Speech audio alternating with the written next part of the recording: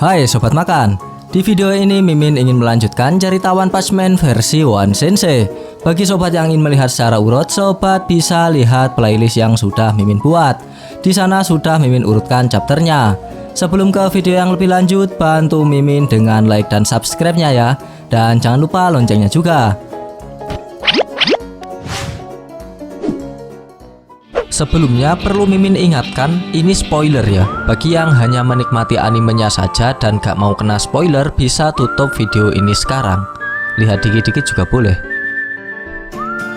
Kita lanjutkan alur cerita manga One Punch Man garapan One Sensei pada chapter ke-136. Di chapter sebelumnya kita diperlihatkan aksi dari pahlawan Neo yang semakin barbar dalam memburu pahlawan maupun monster. Sampai-sampai pahlawan bodak kita tidak diberi jatah untuk menghajar monster yang mengamuk. Dan di akhir scene kita diperlihatkan sosok Chill Emperor yang mencurigai Metal Neck yang nampaknya adalah dalang di balik monster yang mengamuk. Lantas bagaimanakah kisah selanjutnya? Mari kita bahas.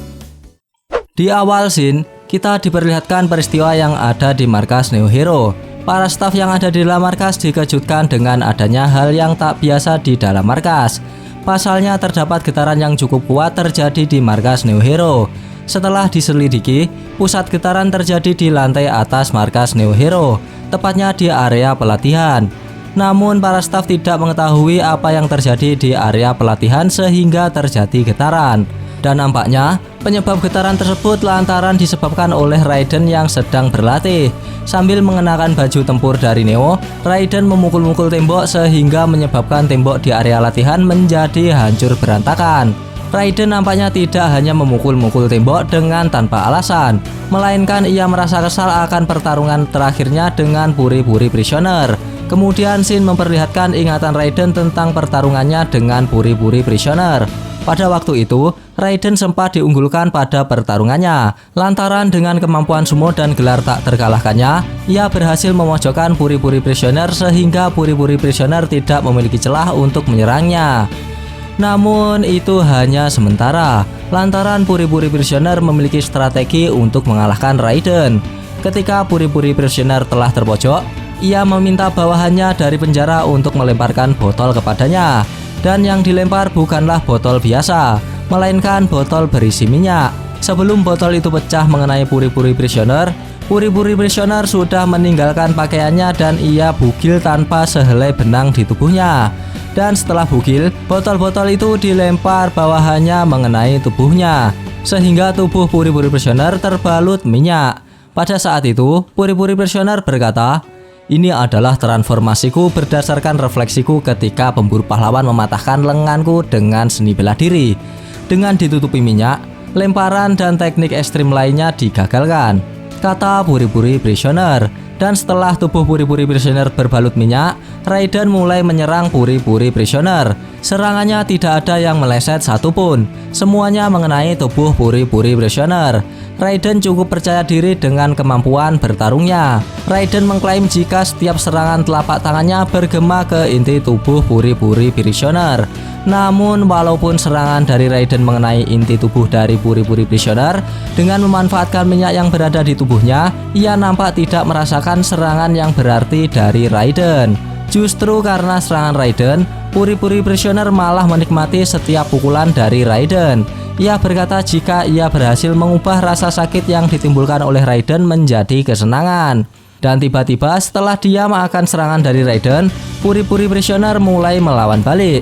Alhasil serangan Raiden dan Puri-Puri Prisoner saling beradu. Namun Raiden masih tetap unggul dalam pertarungan ini. Dengan gelar super sumo yang tak terkalahkan, Raiden berhasil memojokkan Puri-Puri Prisoner dan membuat Puri-Puri Prisoner terpental akibat serangan dari Raiden. Namun Puri-Puri Prisoner masih tetap berdiri tegap. Puri-Puri Prisoner pun berkata, Apa? Itu tidak cukup untuk menjatuhkanku," kata Puri-Puri Prisoner. Dan pertarungan kembali terjadi. Dari sisi Raiden, melihat ketangguhan dari Puri-Puri Prisoner, ia lantas berkata jarak dekat adalah spesialisku. Puri-Puri Prisoner harus tahu bahwa dia sangat diuntungkan. Aku tidak mundur karena aku merasa akan kalah. Orang ini tidak memiliki kesalahan. Dia berjuang sambil melindungi para tahanan.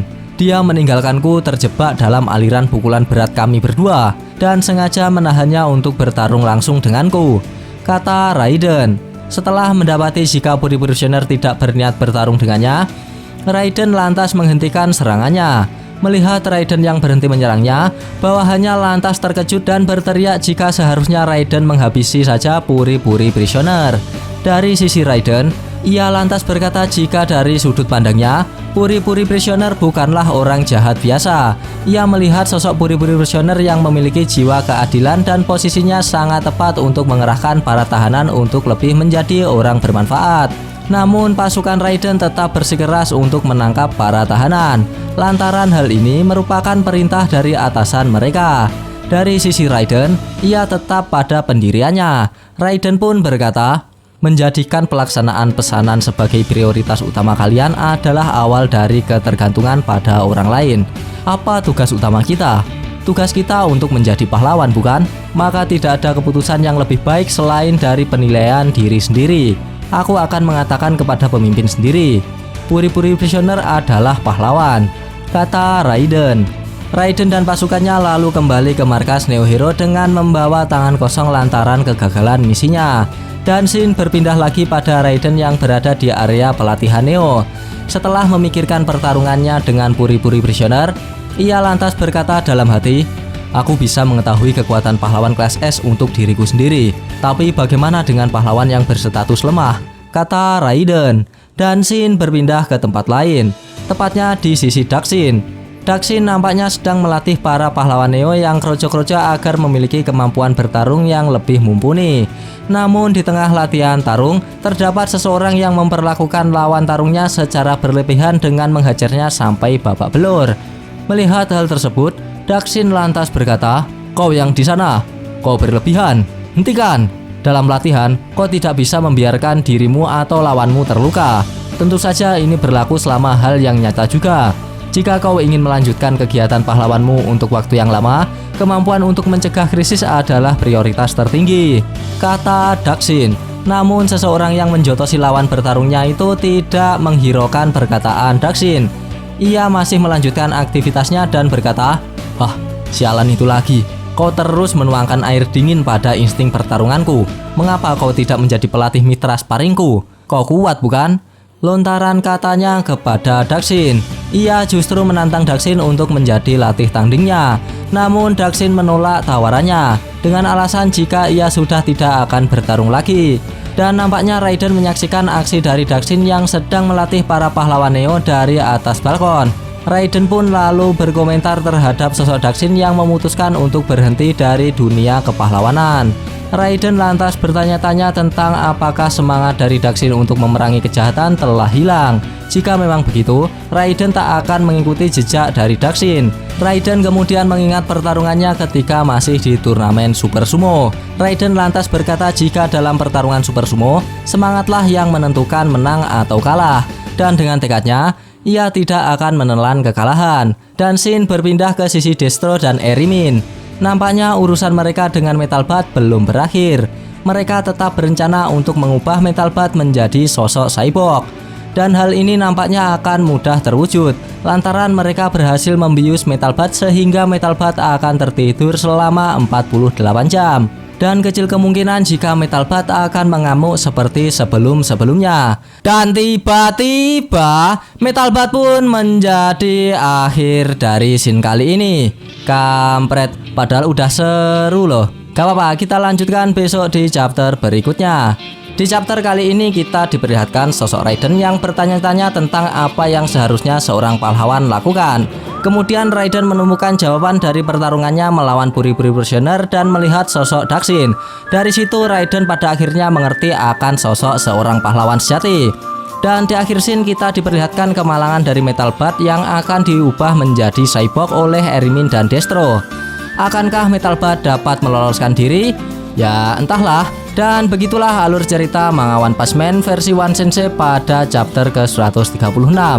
Bagi sobat yang suka pembahasan ini bisa tekan like-nya, dan jika tidak bisa tekan dislike-nya 2 kali biar aneh gak rugi. Jangan lupa komennya agar Mimin bersemangat dalam membuat konten, dan yang paling penting jangan lupa tekan tombol subscribe supaya sobat-sobat tahu updatean-updatean terbaru dari channel ini. Terima kasih telah menonton, sampai jumpa di video-video selanjutnya. Goodbye, dadah.